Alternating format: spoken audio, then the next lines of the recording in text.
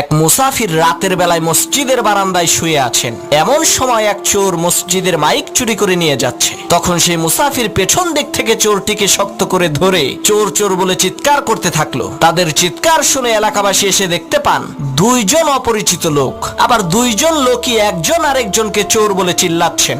আসলে চোরকে সেটা তো আর এলাকাবাসী জানে না। তখন এলাকাবাসী এই দুইজনকে এলাকার মাতুব্বরের কাছে নিয়ে গেল।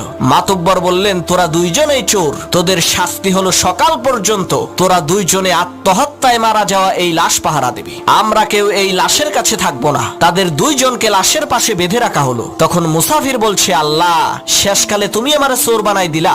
আর সেই চোর বলছে, তুই আমারে ধরলি কেন বল? এই কারণেই তো তুই চোর হইলি। তখন সেই লাশ বলে উঠলো, পাইছি রে পাইছি, আসল চোর রে পাইছি।